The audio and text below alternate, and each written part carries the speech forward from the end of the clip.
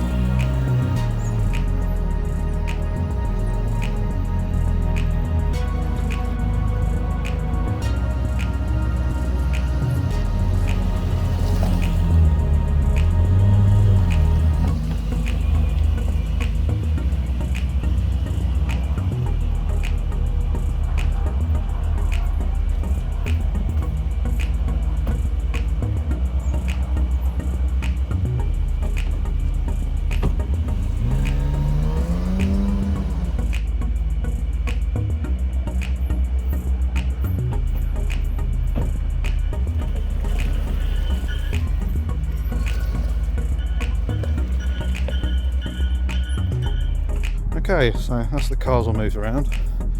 For those that follow me on Facebook and Instagram, you'll know I've had a few dramas with the Insignia over the last few days regarding the headlights. Decided to reseal them because there was getting condensation in the near side, which I've dried out and resealed, but it actually blew the ballast for the adaptive headlight dip beam. So dramas regarding getting the correct ballast for them, because I've tried some cheap ones and it kept throwing an error message up even though it fired the bulb, which was no good. So I've sent them back. Got some genuine Vectra ones, and that's luckily cured the issue. But yeah, checking, it looks to be good so far. There's no condensation in it at the minute. I'm sure it will come creeping back at some point. As you can see, the mark on the chrome inside there from when the moisture's got to it, which is a bit of a shame, but I'd rather a white mark than 700 quid for a new headlight. But yeah, right, back to the Vectra. So here we are, back on the auto estate. So as you'll know from the previous video that I done, we took this one as well as P3, which is now sold, and what else did we take? Oh, the Insignia to STS Tyre Pros in Biggleswade. This one I had the wheel balancer redone because it's probably been 2 years since they've been last done, because it had a bit of a slight vibration, so the steering wheel was dancing all around the shop at around 55-60. It cured it for a few days, but needs to say once it got quieter and once it cooled down from a cold start and the initial drive, the vibration was back. So my next port of call is disc and pads. I know the discs are pretty worn on the front of this, so I'm confident it is probably going to be that. But for the sake of disc and pads, I've just decided to do disc and pads all round because the rears are a bit crusty on the outer edge anyway. So yeah, rear dust shields. Turns out the 292 dust shields seems to be like unicorns to get hold of at the minute, because can't seem to find them anywhere, even though I had no issues at all getting hold of them for the hatchback, but sod's law. So I'm going to try and come up with a plan for a set of 278 disc shields, which I've managed to get cheap, brand new. So I might, I'm going to put them next to each other and see what the differences are, and if there's a way of modifying the ones that I've got, then great. They'll certainly do until I find a decent set of 292s to put on it. But yeah, that's where we are with the estate. goes in for its service next week. We're at Vauxhall, York Ward and Rowlett in Wellingborough. I've taken it there. I know I get a lot of grief for taking it to a Vauxhall main dealer for service, but it's purely for the book because this has got full history, so it makes sense just to keep up the stamps.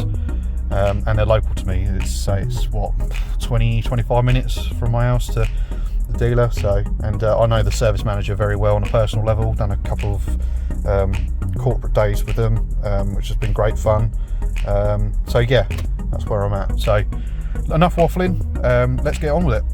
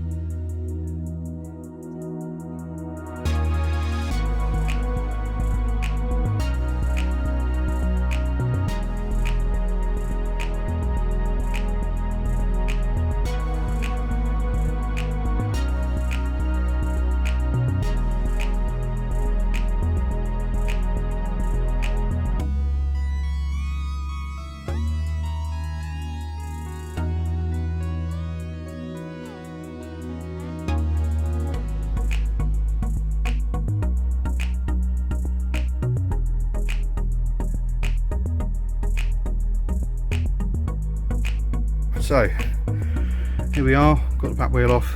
As you can see, a bit of a corrosion lip on the outer disc, so a bit crusty. I mean, yeah, could do with renewing really. Pad's still a lot of life left, but I'll be changing them anyway.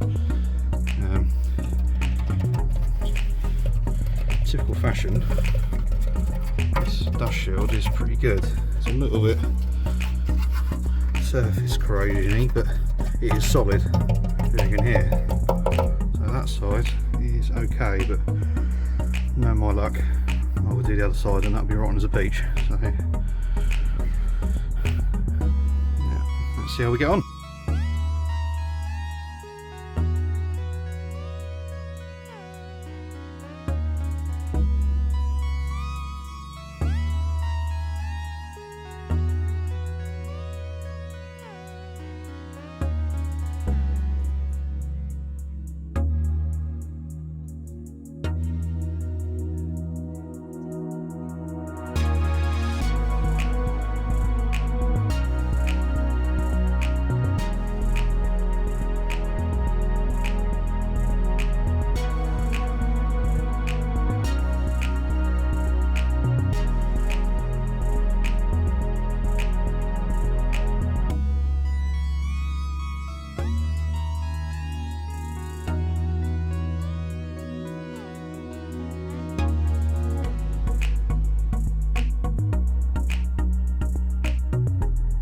Well, I obviously have a bad memory because that shield on this one is a little bit crusty on the edges, but still solid. So a little bit of a patch there, but that's just surface as well. So it's good news. It means my hunt for a 292 disc shield, or disc shields, can continue. But as you can see, the disc is got a bit of a lip, so makes sense. So yeah, let's get cracking.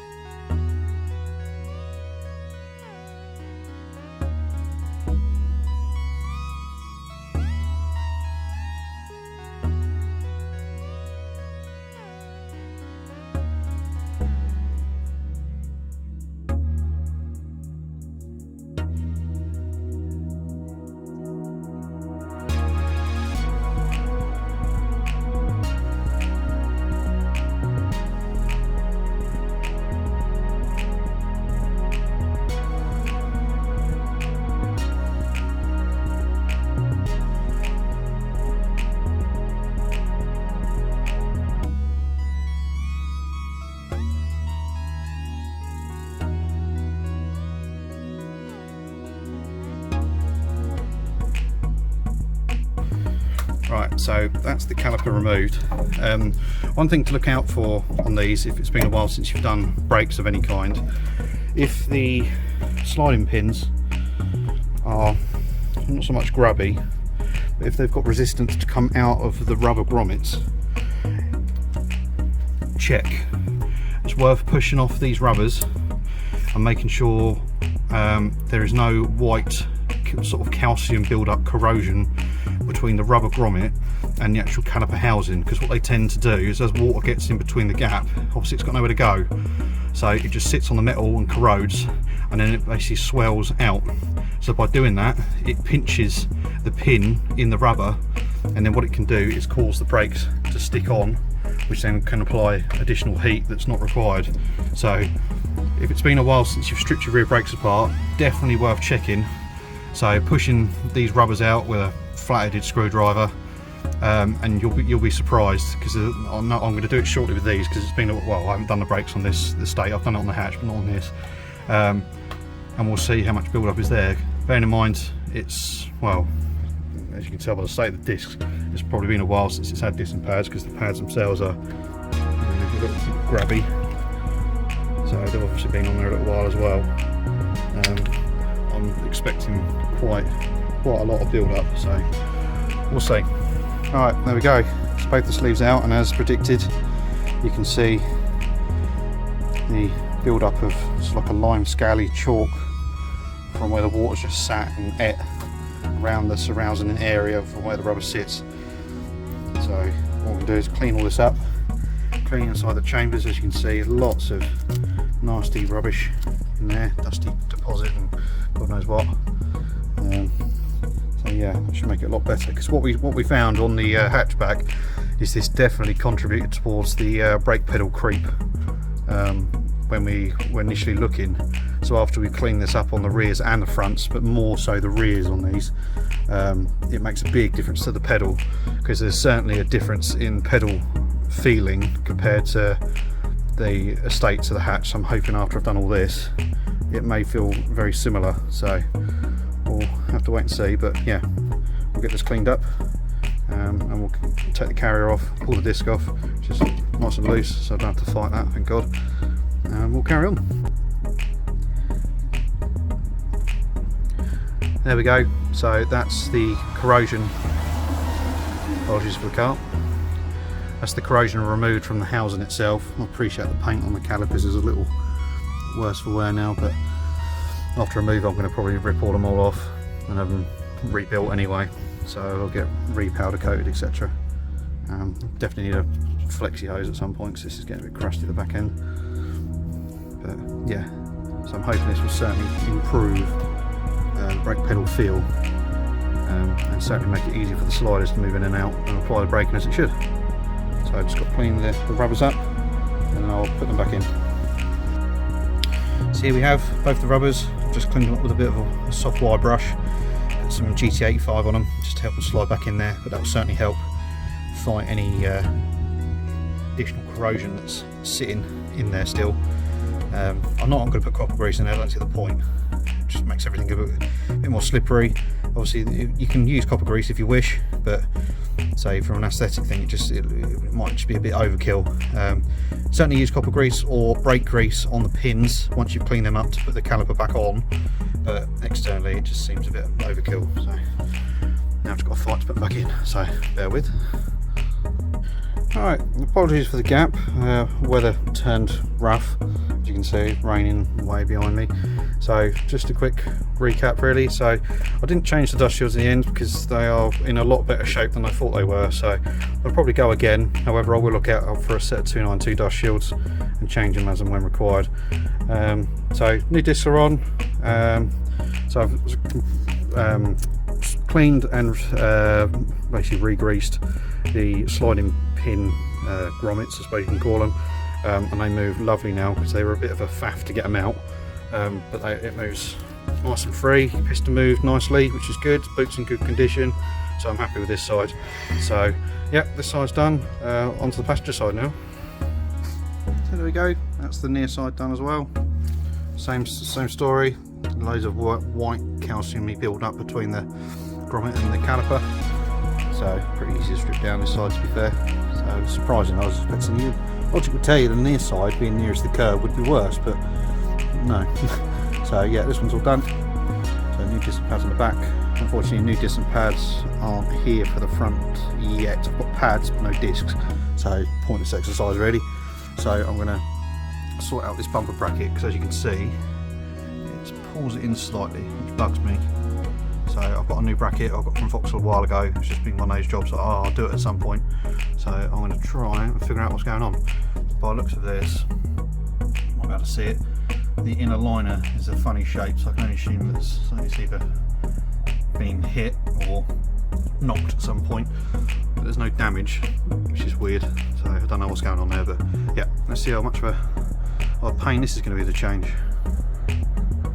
Okay, so new bumper guide is fitted.